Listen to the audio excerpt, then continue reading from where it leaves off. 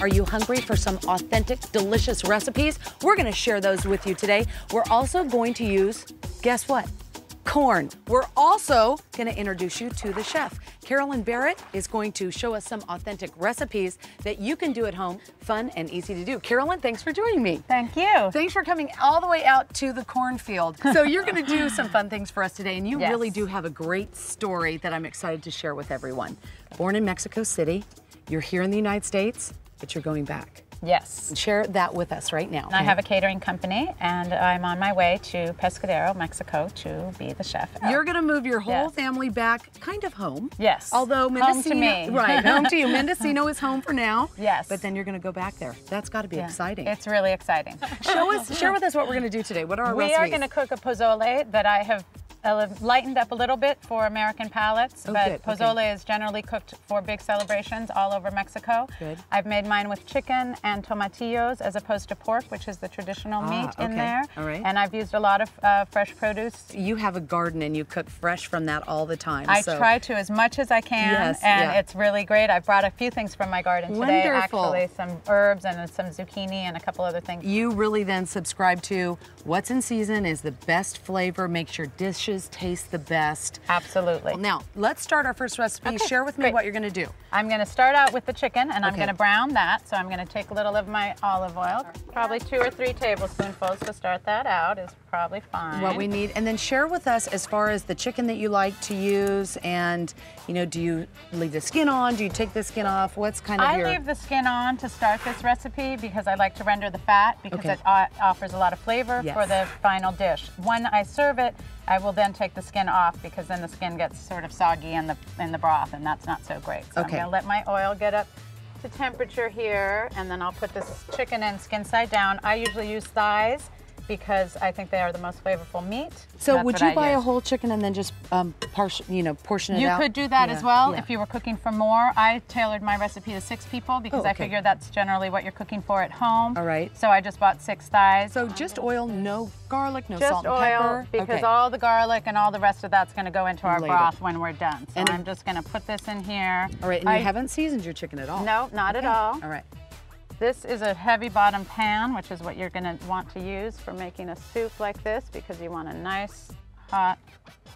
And this really is kind of a soup, right? It is a soup. It's more like a stew because it's got a lot of different ingredients in it. As you can see, there's going to be the hominy, which is the corn part of it. Yes. Which is treated, it's just corn that's treated with lime, and that is what makes it pop up like that. Yeah, I was and that's a traditional ingredient in Mexico. Yeah, because the color's a little bit different. It is different. You can get yellow or you can get white hominy. I chose white because I like the color aspect of it in this. Very nice. It's very healthful and good, and all they do is get the corn off the cob and soak it in lime, and that's what puffs it up, and you can buy it dried. I bought this canned. You can buy it at almost every grocery store, especially the grocery stores that specialize in Latino ingredients. My question for you is, do you leave the corn on the cob, soak it in lime, and then take it off? I think that's how it's done. I've seen it in the markets in Mexico. You'll see big vats of it, and then they just scoop it out by the pound. But I would imagine so because when you look at the bottom of the cob, it still has its little attachment. So I think they probably do that, and then it probably just comes out. Comes right off, okay. So this is getting nice and hot, and we're just going to let the skin brown.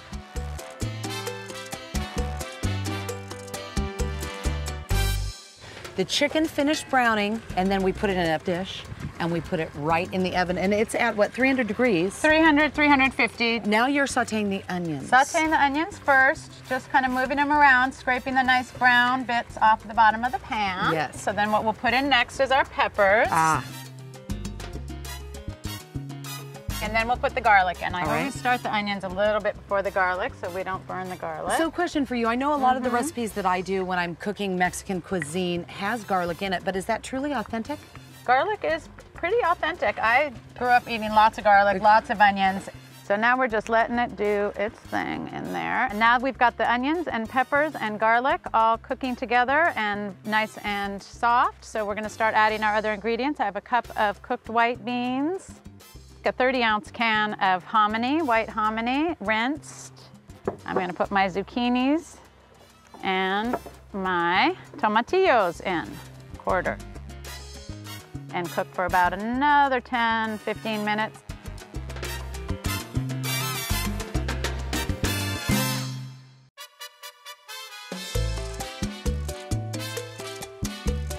Now we were putting all the chicken from the oven into the pot. And to mix it around a little bit and put some water in there to make the rest of our broth. Now you could use chicken stock if you wanted, All right. but in the interest of just seeing how great the flavors can be without it, right. I'm just gonna go and put that in there. And again, I like to say with simple flavors, you don't need a lot of ingredients. You just need the freshest possible ingredients.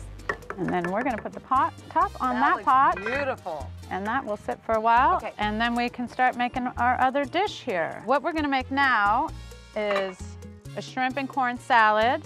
I've marinated the shrimp overnight in a little bit of the tamarind and orange mixture. Okay. I'm using a What is traditional, this? is tamarind paste.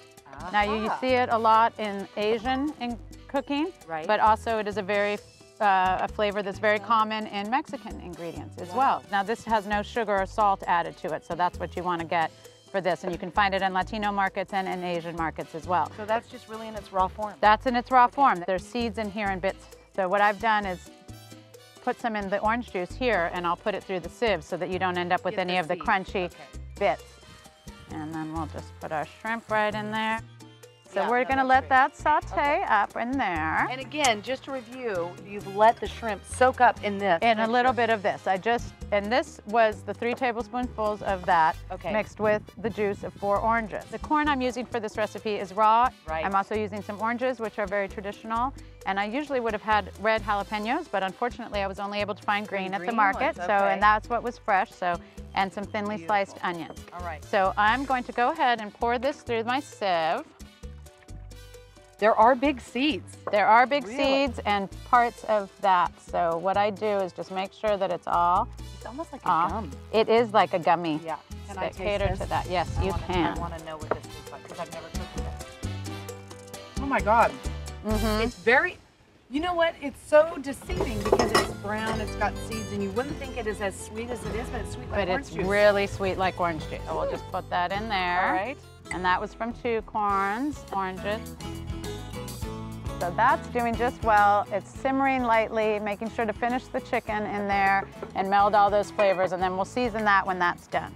Now our shrimp are getting close. That. And this is gonna be mixed in together to let all the flavors kind of come together there. So this is our dressing, if you This will. is the dressing. Okay. I call it a relish. So I'm gonna plate this now. You know what, you guys? It was as simple as that. Who would think about these fresh onions with these oranges? It's just gorgeous. It's And a beautiful corn, combination. It really is. You could use either spinach, baby spinach, or lettuces, whatever you prefer. And then you're just gonna arrange it beautifully on the bottom of the plate. And I love to use spinach, or at least a mixture or combination of the two, because of all the vitamins and nutrients you're Yes. getting out of that spinach. It's really a tremendous amount. So if you can do it this way and sneak it in for your kids especially, it's a bonus. Yes, they won't even know They because it'll be won't, so really. good. So what I did to serve this was to just put the shrimp all around the side of the plate, because I know it's gonna need a little bit of seasoning. Okay, so let's get a little salt in there. I always use kosher salt and the least refined as possible. I'm Perfect. using a little black pepper. I'm gonna use some of that nice toasted up and ground cumin. Season that up a little bit. One more taste. You like And it? it's just right. Okay. Okay, so then this is a lot of dressing here, but some, depending on how much you'd like. I like a I lot do of too. dressing, especially one like this. Now you could put a little bit of olive oil in here too. I have a little extra virgin, just to give it a little extra. Thicken it up maybe Thicken a it bit, up 'cause maybe a looks- bit, yeah. and then I go ahead and I mound the relish. And then because I love cilantro, we'll get a couple of these beautiful sprigs. So there's your beautiful salad. Fantastic. This is what I And- really am waiting for. See how that's looking. Oh, That is that's looking what we wanted to delicious. see. To be truthful, just a lot of steps, but nothing really hard about Nothing too difficult. My it. This spoon. looks absolutely amazing. And remember, all the recipes can be found on our website at bringithome.com. So I go in here, I get out a nice piece of chicken. And then pozole is always served with a variety of garnishes. Some people do sliced cabbage, but for today I brought limes, more chopped jalapeno, That's what the beautifully radishes thin are sliced for. radishes. Oh, look at that. There you go. Carolyn, And that that is would be- excellent. And remember, it doesn't have to be difficult. It just has to taste good. Simple and easy recipes that you can do at home that are guaranteed to taste great. We're not done here. We're not. Can we follow you to Mexico? Sure. All right, and you'll Okay. take us around? Yes, I'll show you all around my new hometown. I think that's great. We're gonna meet her there, and you are too. They smell so good, I can't even tell you.